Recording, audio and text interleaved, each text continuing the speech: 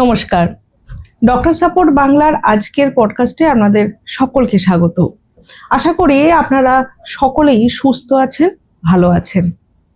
আজকে যে বিষয় নিয়ে আলোচনা হবে সেটা সকলের কাছে পরিচিত, কারণ আমাদের বাড়ির উঠোনে বলুন বা বাড়ির একটি কোণে একটি গাছ পরম যত্নে শুধুমাত্র জল দিয়েই বেড়ে ওঠে, যার পাতার গন্ধে আমাদের ফুসফুস সতেজ হয়, আমাদের মন ভালো হয়ে যায়। তাকে প্রতিদিন পুজো করা হয়। সকলে বুঝতে পারছেন আজকে কি নিয়ে আলোচনা হবে, সেটা হচ্ছে তুলসী। আয়ুর্বেদ শাস্ত্রে এই তুলসীকে ভেষজের রানী বলা হয়। শুধু সর্দি কাশি জ্বরেই যে তুলসী পাতা রস বের করে খাওয়া হয় এবং তাতে বিশাল উপকার হয়, এটা যেমন সত্যি, তারপরেও আরো অনেক কারণ রয়েছে। এই ভেষজের রানীকে নিয়ে আমরা আজকে বিস্তারিত আলোচনা করব। তাই আমাদের এই পডকাস্টে বিশেষ অতিথি হিসেবে এসেছেন অধ্যাপক চিকিৎসা বিজ্ঞানী ডক্টর সুবল কুমার মাইতি। নমস্কার আপনাকে। আমাদের এই পডকাস্টে আপনাকেও স্বাগত জানাই, এবং আপনার যে ব্যস্ততা থাকে তারপরেও আপনি আমাদেরকে একটি সময় দিয়েছেন, তার জন্য ধন্যবাদ। আজকে যে বিষয় নিয়ে আলোচনা হবে সেটা তো আপনি জানলেনই, যে তুলসী নিয়ে আলোচনা হবে, এবং তুলসী পাতা এবং পুরোটাই যে আয়ুর্বেদ শাস্ত্রে যে তুলসীর যে কতটা গুরুত্ব সেই সব নিয়ে আলোচনা হবে। তাহলে প্রথমেই যে আপনার কাছে যেটা প্রশ্ন করব, আয়ুর্বেদ শাস্ত্রে তুলসীকে ভেষজের রানী কেন বলা হয়? তুলসীকে বলা হয় সর্ব সৌভাগ্যশালিনী। মানে এই তুলসীর ব্যবহারটা কোথায় নেই? আমাদের বাংলা দেশাচার, লোকাচার, পূজা পার্বণ, বিবাহাদি সব কিছুতে, এবং ঔষধি ক্ষেত্রে শুধু তাই নয়, প্রকৃতিকে সঠিকভাবে রাখতে এই তুলসীর জুড়ি মেলা ভার। কারণ তুলসী গাছ যেখানে থাকে তার হাওয়াতে মানে আমাদের ফুসফুস, আমাদের শ্বাসযন্ত্র পরিষ্কার হয়ে যায়। কেন না, এই তুলসী আয়ুর্বেদ শাস্ত্রে যা বলেছিল যে সাধারণত জ্বর, সর্দি, কাশি, হাঁপানি, শ্বাসকাশ, পেটের রোগ, হজমকারক একটা গুণ আছে আর বিরাট, দুশ্চিন্তা, অবসাদ, চর্মরোগ, পেটের রোগ, কানের রোগ, মস্তিষ্কের রোগ, গলার রোগ, এগুলো প্রাচীন আয়ুর্বেদ শাস্ত্রে লিপিবদ্ধ আছে, ইত্যাদি আরো অনেক আছে। বর্তমানের চিন্তাধারায় দেখা যাচ্ছে এটি anti fungal, anti bacterial and anti virus. এছাড়া দেখা যায় যে এটার মধ্যে একটা বিশাল গুণ আছে যাকে বলা হয় অ্যান্টি অক্সিডেন্ট, এবং এত অতি উচ্চ ক্ষমতা সম্পন্ন অ্যান্টি অক্সিডেন্ট সেটা কল্পনার বাইরে। যার ফলে একসঙ্গে দেখুন কারোর ডায়াবেটিস ধরা পড়েছে, তাহলে গোলমালটা কোথায় হয়েছে? প্যানক্রিয়াসে। প্যানক্রিয়াসের গোলমালের জন্যই তো ডায়াবেটিসটা এলো। কিন্তু ডায়াবেটিসটা এসে কি করে তার বন্ধু বান্ধব ডাকতে শুরু করে দেয়। কখনো কোলেস্ট্রল বাড়ছে, কোলেস্ট্রল বাড়ার জন্য হার্টের সমস্যা আসছে, কখনো প্রেশারটা বেড়ে যাচ্ছে। এই সবগুলোকে একটা ছাদের তলা আনলে তুলসী একাই 100। আচ্ছা, মানে ডায়াবেটিস, হার্টের রোগ, তুলসী পাতা রস খেতে পারে, এর সব তুলসী চা করে খেতে পারে। আচ্ছা, তুলসী পাতা যদি তুলে ঘরের ছায়াতে পাখার বাতাসে শুকিয়ে নেওয়া যায়, তাহলে তার গুণগত মানটা প্রায় 50% থেকে যায়। আচ্ছা, কিন্তু তুলসীকে যদি আমরা ডিপ এতে লো টেম্পারেচারে যদি তাপমাত্রায় আমরা যদি মানে -40, 50, 60 ডিগ্রিতে আমরা যদি একে শুকনো করে নিতে পারি, তার সামান্য একটু পাউডার দিলে মনে হবে এক্ষুনি তুলসী পাতা থেতো করে রস খাচ্ছি। আচ্ছা, সবচেয়ে ভালো তুলসী পাতা কাঁচা। আচ্ছা, যে কোনো রোগগুলোতে হয় কি, যে তুলসী গাছ যদি 8-10 টাকার পাতা একটা বড়দের মাত্রা সকালে চিবিয়ে খাও, এটা মানে আপনাকে একটুখানি থামাচ্ছি, সেটা হচ্ছে এটা কি আপনি বলছেন ডায়াবেটিসের জন্য নাকি সবার জন্য? সব রোগের জন্য। আচ্ছা, সব রোগের জন্য। দুশ্চিন্তা, অবসাদ, পেটের গোলমাল, এসব ক্ষেত্রে হতে পারে। তাহলে কি করা যাবে না, কখনো মাত্রাটা কম বেশি, এটা কিন্তু দীর্ঘদিন খেলে কোনো অসুবিধা হয় না, বাচ্চাদের দিলে কোনো অসুবিধা হয় না।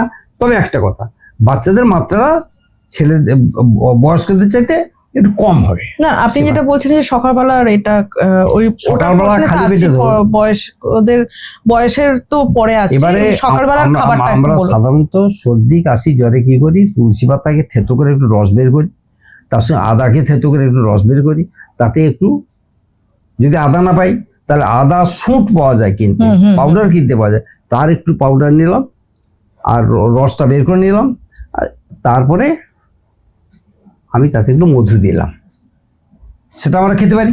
এটা কিসের জন্য খাবো? জ্বর, সর্দি, কাশি, হাঁপানি সব ক্ষেত্রে ব্যবহার করা যায়। এটা সব বয়সেরাই খেতে পারবে। আচ্ছা, আমরা ছোটবেলা থেকে শুনে এসেছি যে তুলসী পাতার রস খেলে ইমিউনিটি বাড়ে, এটা কতটা সত্যি? মানে এটার কি সত্যি তুলসী পাতার কোনো গুরুত্ব রয়েছে? রোগ প্রতিরোধ ক্ষমতাটা বাড়ায়, এটা আয়ুর্বেদে অন্যভাবে বলা হয়েছে। আচ্ছা, কিন্তু বর্তমান বিজ্ঞানে দেখা গেছে, বর্তমান বিজ্ঞানের দৃষ্টিভঙ্গিতে বিচার বিশ্লেষণ করে দেখা গেছে যে এটা অ্যান্টিব্যাকটেরিয়াল, অ্যান্টিফাঙ্গাল অ্যান্ড অ্যান্টিভাইরাল। কিন্তু তা সত্ত্বেও একটা অতি উচ্চ ক্ষমতা সম্পন্ন অ্যান্টিঅক্সিডেন্ট আছে। সেই অ্যান্টিঅক্সিডেন্টের কথা বলতে গেলে অনেকগুলো কথা বলতে হয়, যে এর মধ্যে কি কি আছে। ধরুন এখানে আছে calcium, magnesium, manganese, zinc, copper, selenium এবং ভিটামিন এ, বি, সি, ই, কে। এছাড়া আছে যেটা রয়েছে সেটা হচ্ছে আমাদের ক্রিপ্টোজ্যান্থিন আর লুটেইন জিয়াঝ্যান্থিন। এই দুটো ছাড়াও আরও রয়েছে ক্যারোটিন, রয়েছে উচ্চ ক্ষমতা সম্পন্ন অ্যান্টিঅক্সিডেন্ট কর্মধি রয়েছে এটা এবং এটি অ্যান্টি কার্সিনোজেনিক, যার ফলে রোগ প্রতিরোধ ক্ষমতাটা সে বাড়াতে পারে। এতগুলো রোগকে যদি সে কন্ট্রোল করতে পারে, ভাইরাস, ব্যাকটেরিয়া, ফাঙ্গাস, এগুলোকে যদি সে মুক্ত করতে পারে এবং এর ব্যবহারে যদি ক্যান্সারকে দূরে রাখতে পারে, এটা যদি হার্ট, লাংস, প্যাঙ্ক্রিয়াস, লিভার, স্প্লিন, এগুলো, কিডনি, এগুলোকে সুস্থ রাখতে পারে, তার মতো আর ইমিউনিটি আর কি হতে পারে। একদম একদম। আচ্ছা, এই ইমিউনিটি বাড়ানোর জন্য, রোগ প্রতিরোধ ক্ষমতা বাড়ানোর জন্য তুলসী পাতাকে কিভাবে ব্যবহার করব? সাধারণত ভালো করে ধুয়ে রস বের করে খাওয়াই ভালো। আচ্ছা, আর তা নাহলে ওকে চা তৈরি করে খেতে হবে। আচ্ছা, কারণ একটা কথা আছে, যদিও সেটা ঠিক বিজ্ঞান ভিত্তিক আলোচনাতে দেখা গেছে যে কেউ মানে কেউ মানে না, কিন্তু আমাদের শাস্ত্রে আছে, যখন দেখি পুজো পাঠ হচ্ছে, ব্রাহ্মণ প্রণাম করার পর হাতটা ধুয়ে দেয়, দিয়ে একটা তুলসী পাতা গোল গোল গোল করে দিয়ে দেয়, বলছে এটা গিলে খাও, চিবাবে না। তাতে কিসের ইঙ্গিত? তখন আমি বহু ব্রাহ্মণকে জিজ্ঞাসা করেছি, বলে না, এটা শাস্ত্রোক্ত নিয়ম, এটা খেলে শরীরে কোনো ক্ষতি হবে না, ভালো হবে। আমি অনেক অনুষ্ঠানকে দেখলাম যে কোনো কোনো দেশে কোথাও কোথাও তুলসী পাতাতে অতি সামান্য পরিমাণে মার্কারি থাকে। আচ্ছা, যার ফলে সেটা যদি আমি চিবিয়ে খাই তাহলে আমার দাঁতটা নষ্ট হবে, অ্যানুয়ালটা নষ্ট হয়েছে। আচ্ছা, পরে গিলে খেলে আর কোনো অসুবিধা নেই। তাহলে এবার কি হচ্ছে, রস করে যদি খাই কোনো অসুবিধা নেই, চা করে খাই অসুবিধা নেই। সেজন্য আরেকটা কথা হচ্ছে কি, সাদা চন্দন ঘষে সেই 10-12টা তুলসী পাতার ভালো করে লাগিয়ে, যেমন আমরা শালগ্রাম শিলার উপরে দিই, শিলাতে না দিয়ে আমি নিজে খেয়ে ফেললাম। আচ্ছা, সেটাও খুব উপকারী। উপকারী মানে কি, প্রেসার কন্ট্রোল রাখে, আচ্ছা, হার্টটাকে ভালো রাখে, প্রেসার বাড়তে দেয় না, হার্টটাকে ভালো রাখে। এছাড়া দুটো কাজ করে যায়, সেটা হচ্ছে আমাদের কোলেস্ট্রলটাকে কম করায়, আচ্ছা, আর আমাদের মূত্র প্রদাহটা নষ্ট করে দেয়। আচ্ছা, কারণ আমাদের দেখা গেছে ইউটিআই, ইউরিনারি ট্র্যাক্ট ইনফেকশন প্রায় হতে থাকে। যদি এটা মাঝে মাঝে খেয়ে রাখে তাহলে ওই ট্র্যাক্ট ইনফেকশনটাই হবে না। আচ্ছা, আচ্ছা, আমরা যে ছোটবেলা থেকে শুনে এসেছি এবং মা, কাকিমারা, ঠাকুমারা বলে আসে যে জ্বর সর্দি হয়েছে, তুলসী পাতার রস আর একটুখানি মধু মিশিয়ে খাওয়ালেই হয়ে যাবে। এইটা কিভাবে করা যাবে? মানে এটা আপনার মনে হয় যে এটা আমাদের ছোটবেলা দেখেছি সাধারণত গ্রামাঞ্চলে যখন জ্বর হতো, সর্দি হতো, তখন এই অ্যালোপ্যাথিক ওষুধের বেশি একটা প্রচলন ছিলই না। একটা হোমিওপ্যাথিক ওষুধ 2-1 ফোঁটা পাওয়া যেত, সেটাই খাওয়া হতো। আর আমি মা ঠাকুমাকে দেখেছি তুলসী পাতা থেতো করে তার রসে মধু মিশিয়ে খেতে দিত, চেটে চেটে আমরা খেতাম, খড় নুড়িতে দিত।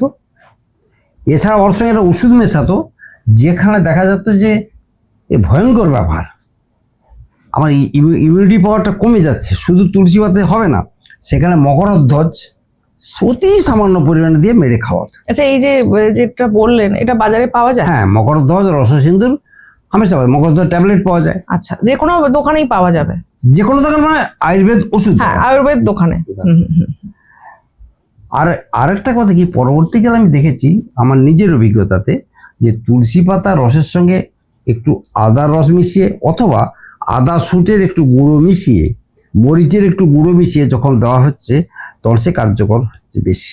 আচ্ছা, বলে কেন না, মরিচ হচ্ছে যোগবাহী, ওটা হচ্ছে ওই তুলসী পাতা যখন ওখানে পড়লো তখন মরিচের গুণগত মানটা ধরতে বেরোতে আসছে না, ও তুলসীর গুণগত মানটাকে বাড়িয়ে দিচ্ছে। এই জন্য মরিচ চূর্ণ আমাদের বিভিন্ন জায়গায় খেতে বলা হয়। কেন? আমরা ডিম সিদ্ধ করেছি, একটু মরিচ গুঁড়ো খাও, একটা তরকারি ভাজাভুজি হয়েছে, একটু মরিচ গুঁড়ো খাও, কারণ ওর বিষক্রিয়াটা নষ্ট করে, ও ভয়ঙ্কর হজম ক্ষমতা বাড়াতে পারে, আর ও আসল উদ্দেশ্য যে জিনিসটা খাচ্ছ তার গুণগত মানটাকে বাড়িয়ে দেয়, এবং আমার স্টমাকে গিয়ে যাতে সে কার্যকরী ক্ষমতা তার থাকে, তাহলে হতে পারে। অনেক জিনিস খাই বদহজম হয়ে যায়, কিন্তু সেটা আর হবে না। আচ্ছা, এই যে আপনি যে পদ্ধতিটা বললেন, বাচ্চারা কি খেতে পারবে নাকি শুধুমাত্র বয়স্কদের জন্য বললেন? হ্যাঁ, বাচ্চারা যাদের ধরা যায় যে 2-3 বছরের বাচ্চা, আচ্ছা, 5 ফোঁটা দেবে, আচ্ছা, 5 ফোঁটা রস। 12 বছর পর্যন্ত ওইটা 10-15 ফোঁটা পর্যন্ত চলবে। তারপরে 12-র পরে স্বাভাবিক হবে। স্বাভাবিক মানে? স্বাভাবিক মানে 1 চামচ থেকে 1 চামচ। আচ্ছা, যারা 17-18 বা আরও বেশি, তারা 1 চামচ খাবে। আবার বুড়োদের ক্ষেত্রে যাদের বয়স 60-এর উপরে চলে যাবে, তারা 8 চামচ খাবে। আচ্ছা, তখন আবার কমাতে হবে, আচ্ছা, তখন বাচ্চাদের ডোজটা তাদের হবে। আচ্ছা, আর মধুটা খাওয়ার ব্যাপারটা একটু অন্যরকম। সেটা হচ্ছে, এখন তো সুগারের রোগী প্রচুর, সেটা মধুটা কখনো কম কখনো বেশি এইভাবে দিতে হয়। আচ্ছা, কারণ মধুটা যেখানে বাসা তৈরি করা হয় সেখানে চিনি মিশ্রিত করা হয়, চিনি খেতে দেওয়া হয়।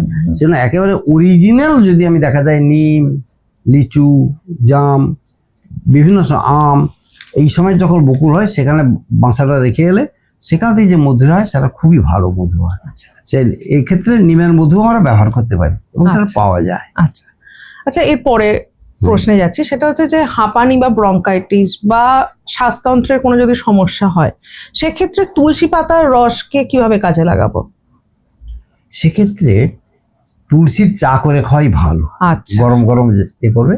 মানে চা কিভাবে, মানে শুধু গরম জলের মধ্যে পাতা দিয়ে দিলেই হয়ে যাবে? পাতাগুলোকে একটু মোচড় দিয়ে আচ্ছা, ভালো করে মুচড়ে 10-15টা পাতা নিতে হবে, যা ভালো করে হাতে ডলে কাপের মধ্যে রেখে গরম জল দিয়ে দাও।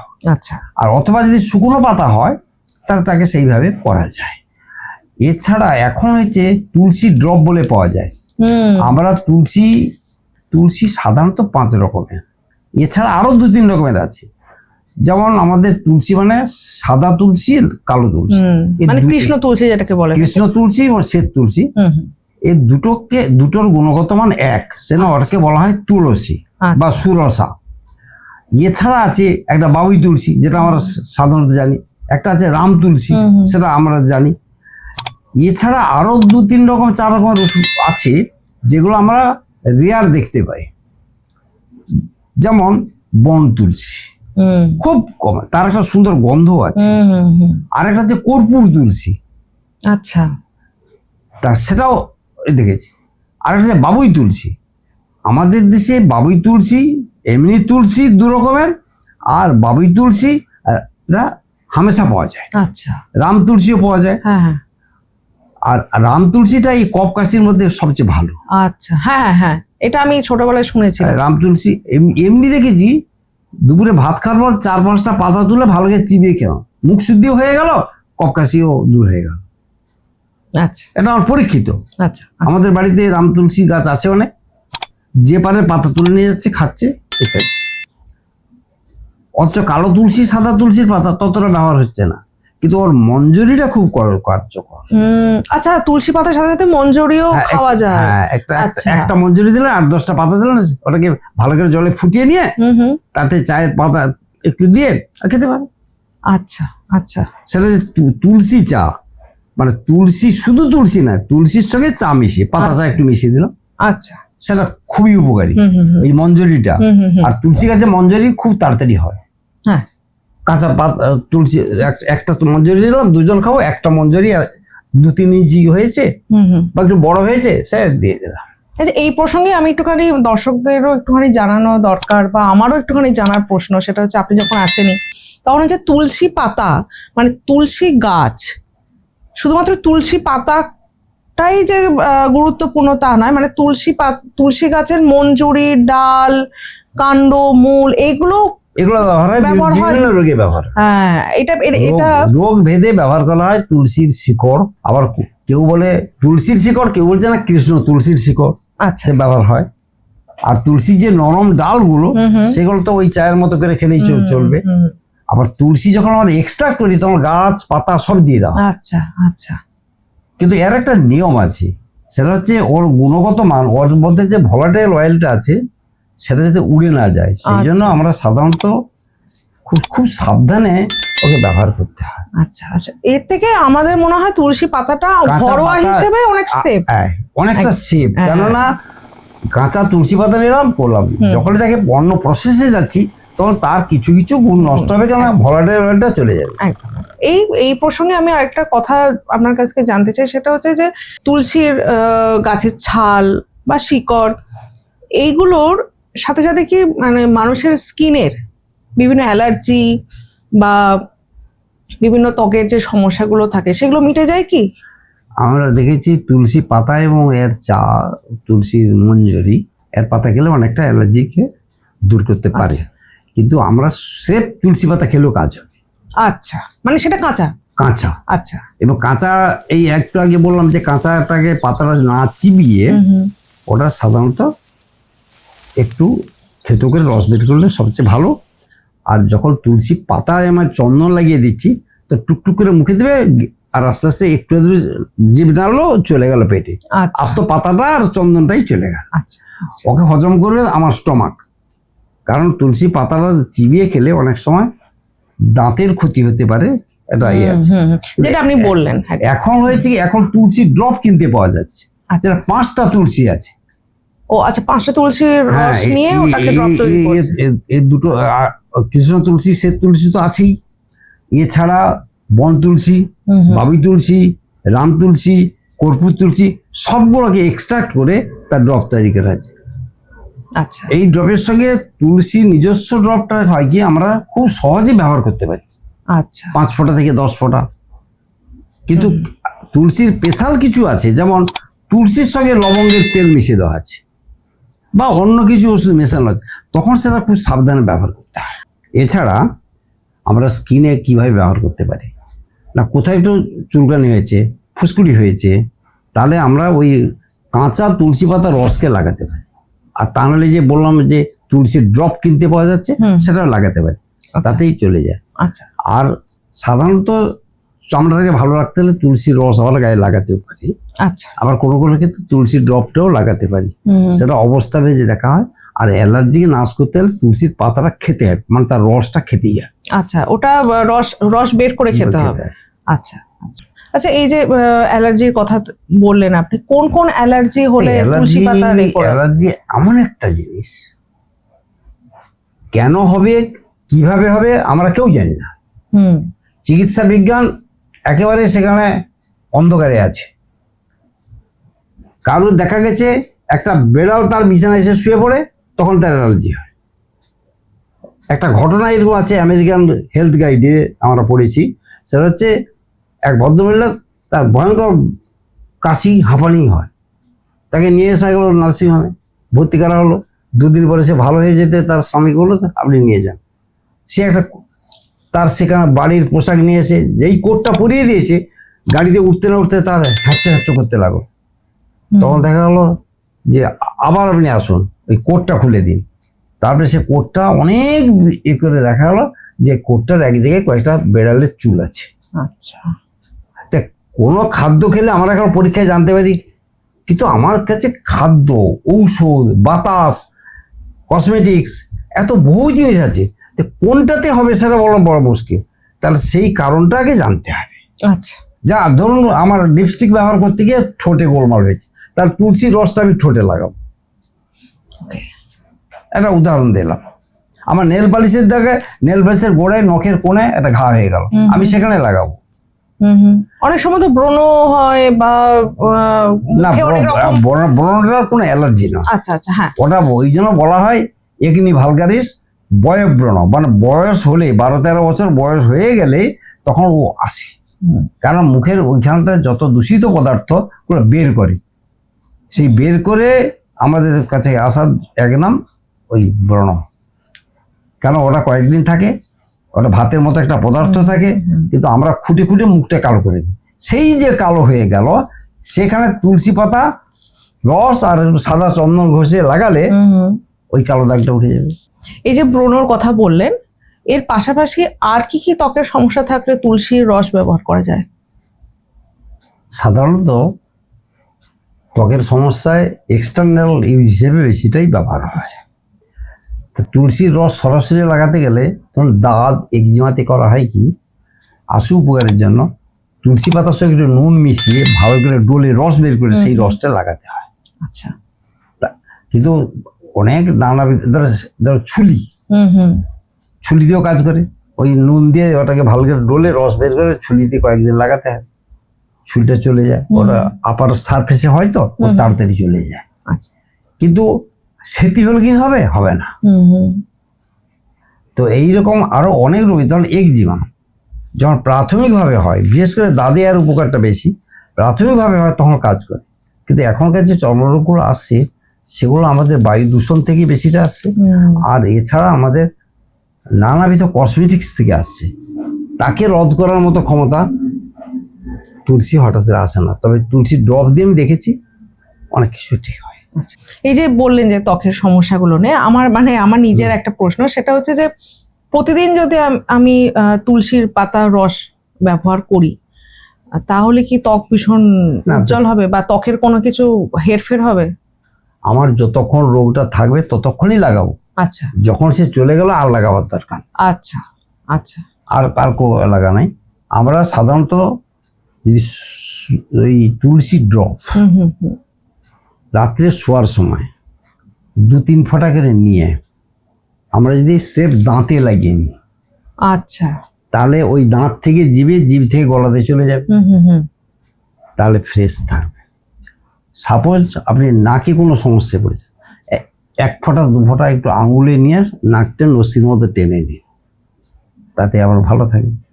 এই যে করোনা এসেছিল, যে করোনা ভাইরাস নাক দিয়ে ঢুকে, এখন নিঃশ্বাসে যাবে, তা দেখা গেলো নাকের ভিতরে চুল আছে, এবং সেখানে যদি আমরা 2-3 ফোঁটা তুলসীর ড্রপ ভালো করে টেনে ওই জায়গাটা লাগিয়ে রাখতে পারি, তাহলে ওই ভাইরাসটা গেলে ওই তুলসী রসে মরে যায়।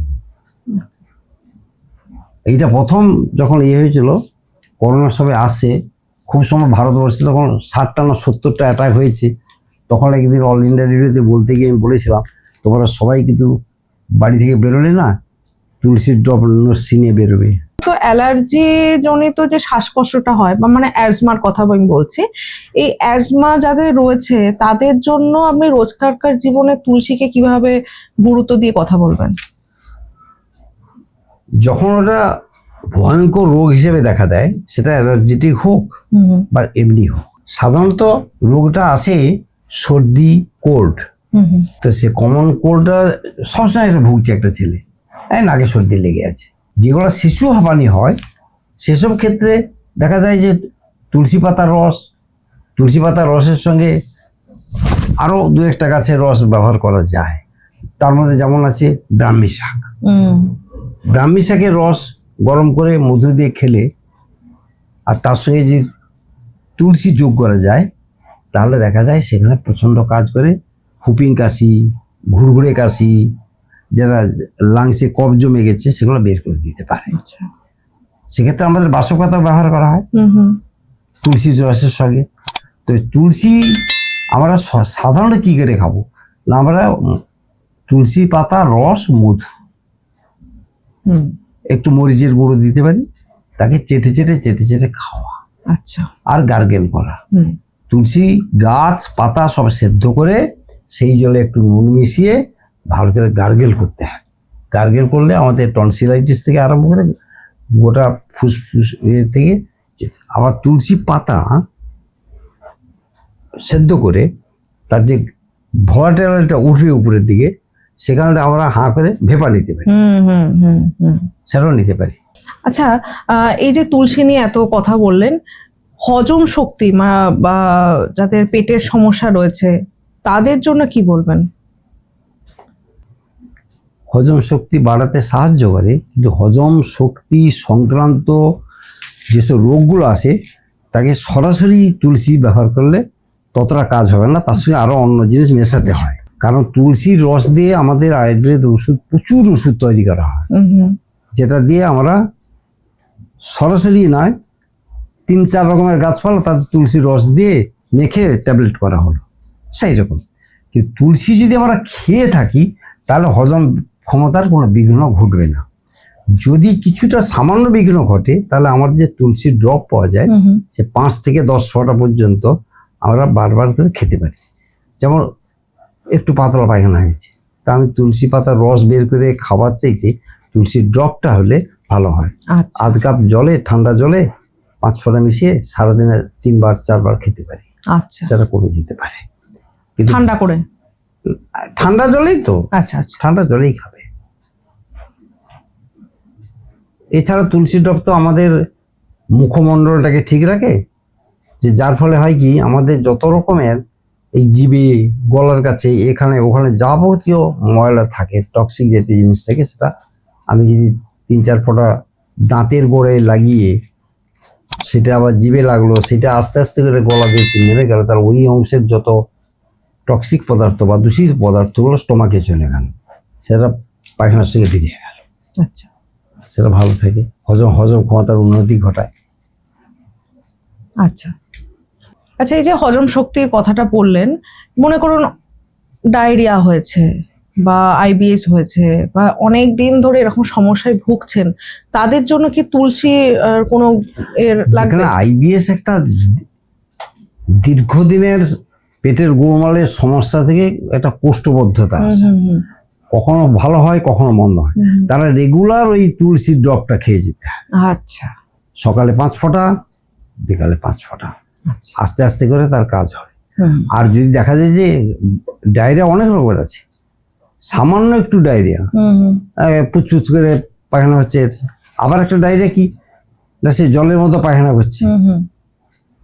হ্যাঁ, তো সেই জন্য যেগুলো জীর্ণ মানে ক্রনিক ডায়রিয়া, সেক্ষেত্রে কাজ করবে। আচ্ছা।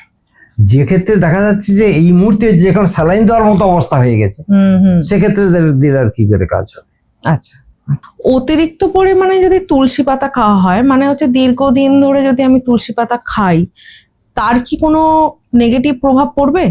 একেবারে সুস্থ অবস্থায় আমার কোনো রোগ টোগ নজরে আসছে না, তো আমরা যদি 4-5টা করে তুলসী পাতা প্রতিদিন খেয়ে থাকি, সকালে উঠিয়ে আমরা সরাসরি গাছ থেকে তুলে ভালো করে ধুয়ে এমনি একটু অল্প একটু দাঁতে চাপ দিয়ে গিলে খেয়ে নিতে পারি, তাহলে আমাদের সার্বিক কাজটা হয়ে যায়। আচ্ছা। তার মানে কি, আমার মুখগত রোগ, স্টোমাক, লিভার, তারপরে colon, small intestine, large intestine থেকে আরম্ভ করে আমাদের যে পেরিস্টলিক মুভমেন্ট, যেটা স্টোমাক থেকে বেরিয়ে আস্তে আস্তে কেশর গতিতে গিয়ে আমাদের একদম সেই বুদ্ধতার পর্যন্ত যাওয়া, এই পেরিস্টলিক মুভমেন্টটাকে ওর যদি ঠিক থাকে তাহলে আমাদের পায়খানা পরিষ্কার হবে, পায়খানা পরিষ্কার হলে কোলন ভালো থাকবে, তারপরে স্টোমাক ভালো থাকবে। সেজন্য একটা কথা আছে, সকাল সন্ধে বাহ্যে যে যায় তার করি বৈদ্যে না খায়। তো এই কাজটা তুলসী করে দিতে পারে। আচ্ছা, তার মানে এর কোনো নেগেটিভ প্রভাব নেই? না, এটা হচ্ছে নেগেটিভ প্রভাব বলতে ওই একটাই, যে আমাদের শাস্ত্রে বিভিন্ন ধর্মশাস্ত্রে একটা কথা আছে যে তুলসী গিলে খাওয়ার কথা আছে, কিন্তু আমরা গিলেও খেলে যা উপকার আর এলে কথা। কিন্তু ওইটা নিয়ে একটা সমস্যা আছে যে হয়তো কতটা মার্কারি, কোথাকার তুলসীতে মার্কারি পাওয়া যায়, ইন্ডিয়ার তো কোনো তুলসীতে পাওয়া যায়নি, এছাড়া আর কোনো মানে নেগেটিভ প্রভাব নেই। নেগেটিভ। আচ্ছা আচ্ছা, আমি এটা দর্শক বন্ধুদের জন্য এবং আমাদের সকলের জন্যই জানার, সেটা হচ্ছে তুলসী পাতা যে আমরা ব্যবহার করব সেটার জন্য কি নির্দিষ্ট কোনো সময় রয়েছে, না এই সময়তে আমাকে খেতে হবে, বা খাওয়ার পর খেতে হবে, বা খাওয়ার আগে খেতে হবে, সকালে ঘুম থেকে উঠেই খেতে হবে? স্বাভাবিক অবস্থায় তুলসী ব্যবহার করতে হলে আমাদের সকালবেলা এমনি জেনারেল হেলথকে ভালো রাখতে হলে সকালে তুলসী পাতাটা হালকা টিফিন করে খেতে পারি, বিকালে খেতে পারি, সন্ধ্যাবেলা খেতে পারি, সেটা খেতে পারি। সবচেয়ে ভালো অবস্থায় আছে তুলসীর বিভিন্ন রকম ড্রপ বেরিয়ে গেলে সরাসরি মুখে দিতে পারি। কিন্তু তুলসী ড্রপের সঙ্গে অন্য কোনো ওষুধ যেমন লবঙ্গের তেল, তেল মিশিয়ে যেটা ব্যবহার হচ্ছে, সেটা ব্যবহারের সঙ্গে কখনো ডাইরেক্ট দরকার নেই। শুধু তুলসী 5টা তুলসী থেকে যে ড্রপটা আসে সেটা ডাইরেক্ট আমরা মুখে দিতে পারি, জিভে দিতে পারি, দাঁতের গোড়ে দিতে পারি, নাকে টানতে পারি। হ্যাঁ, এই যে আমরা কানের যে পিকগুলো থাকে সেই পিকগুলোতে ভালো করে আমরা তুলসীর ড্রপটা লাগিয়ে দেবো, দিয়ে কানটা পরিষ্কার করে নিতে পারি। আচ্ছা আচ্ছা, তার কান ভালো থাকবে। মানে তুলসী সমস্ত শারীরিক সমস্যার জন্য একটাই ওষুধ? সমস্ত শারীরিক সমস্যার জন্য, মানসিক সমস্যার জন্য, এবং আমাদের দেশাচার লোকাচারের জন্য ও একাই 100। একদম একদম। আচ্ছা, ও জন্ম থেকে মৃত্যু পর্যন্ত তুলসী দরকার। আমার জন্মের সময় যেমন লাগলো তেমনি আমার শ্মশানে যাওয়ার সময় লাগলো। তার মানে এই জন্য বলছি সর্ব সৌভাগ্যবর্ধিনী এর নাম। সেই জন্য হয়তো এই নামটা হয়েছে যে ভেষজের রানী। বাড়িতে কোন তুলসী গাছ লাগালে আমি ভেষজ গুণও পাবো, আবার ধর্মীয় গুরুত্বও পারবে? এক্ষেত্রে আমার মতে যে সাদা তুলসী বলে যেটা আমরা ভাবি, মানে শ্বেত তুলসী ঘরে চারদিকে লাগিয়ে রাখা ভালো। আচ্ছা, তার মধ্যে মাঝে মাঝে কৃষ্ণ তুলসীও লাগানো যেতে পারে। আচ্ছা, কিন্তু ঔষধি গুণ আলাদাভাবে গ্রহণ করতে হলে মাঝে মাঝে 2-1টা বাবুই তুলসী এবং রাম তুলসী লাগানো যেতে পারে। কিন্তু সর্বঘাটে কাঁঠালি গলা ওই সাদা তুলসীটা। ওদের পূজা পাঠ, জন্ম থেকে মৃত্যু অবধি, দেশাচার, লোকাচার, ধরুন একটা শ্রাদ্ধ শান্তি হচ্ছে কি, কোথাও একটু বিবাহ অনুষ্ঠান হচ্ছে, বিভিন্ন অনুষ্ঠানে এ কাজে লাগবে। সেজন্য চৈতন্য চরিতামৃতে আছে যে সপ্ত ব্যঞ্জন রান্না করে, অনেক ভাজাভুজি করে, তার উপরে একটা তুলসীর মঞ্জুরি দিয়ে নেমাই ঠাকুরকে ডাকাচ্ছে, আসুন আপনি অন্ন প্রসাদ গ্রহণ করুন। কারণ ওইটা নাকি ভাইরাস আসতে চায় না। আচ্ছা আচ্ছা, তুলসীর পাতা তার মঞ্জুরি, না ওই সাদা তুলসীটা লাগিয়ে রাখলে হবে। এবং অন্য অনেক কাজে, এবার তুলসীর বীজটা আবার উপকারী। তুলসীর বীজ, তার মানে আমাদের সাদা কালো তুলসীর বীজ মঞ্জুরি প্রচুর হয়, সে মঞ্জুরিকে তুলে রেখে দিলে তারপর রোদে দেওয়ার পরে একটু চাপাচাপি করে, যেমন সরষের দানাটা বের করানো চাপাচাপি করে ওর বীজ বের করা যায়। আচ্ছা, আবার বাবুই তুলসী লাগালে তার প্রচুর বীজ হয় বড়। এই বাবুই তুলসীর বীজটা আমাদের বাজারে ভয়ঙ্কর হয়ে বিক্রি হয় ব্যাসিল সিডস বলে, এবং এটা আমাদের পায়খানা পরিষ্কার করতে খুব সহায়ক, IBS এর পক্ষে খুব মুখ্য ওষুধ। সেটা তুলসীর পাতা না, ততটা তুলসীর বীজ। এটা রেডিমেড জিনিস, আজ খাচ্ছি আমি কালকে উপকার পাবো। আচ্ছা আচ্ছা, তুলসীর বীজটা খুবই উপকারী। এছাড়া আমাদের শরীরের যে টেস্টোস্টেরন হরমোনের সমস্যা থাকে বা পুরুষত্বা যেটা একটা সমস্যায় পড়ে যায়, সেক্ষেত্রে এই তুলসীর বীজ খুবই উপকারী। এই জন্য অনেকে আগেকার দিনে বলতে কৃষ্ণ তুলসীর শিকড় এই হাফ ইঞ্চি মতো নিয়ে ওই পানের মধ্যে দিয়ে চিবিয়ে খেয়ে নাও, আমি এটা অনেকগুলোকে পরীক্ষাও করেছি, আচ্ছা। তখন ছাত্র অবস্থায়, দেখা যাক কি হয়। তো কেউ বলছে একটু বোধহয় গাটা গরম হয়েছে, ভালো লাগছে, কেউ বলছে আমি কিছুই বুঝতে পারি না, এইসব ঘটনা।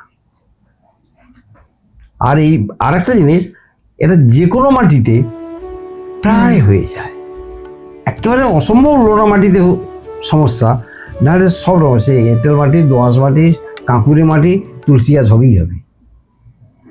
একদম একদম। আমরা একদম অনুষ্ঠানের শেষ পর্যায়ে চলে এসেছি।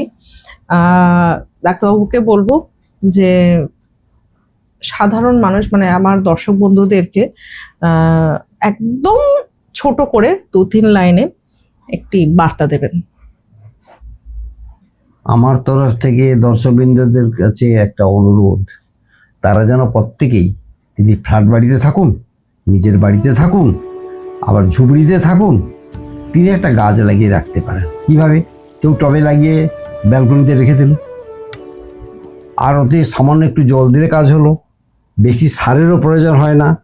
যদি খুব বেশি পছন্দ হয় তাহলে একটু গোবরের গুঁড়ো মিশিয়ে দিলে কাজ হবে।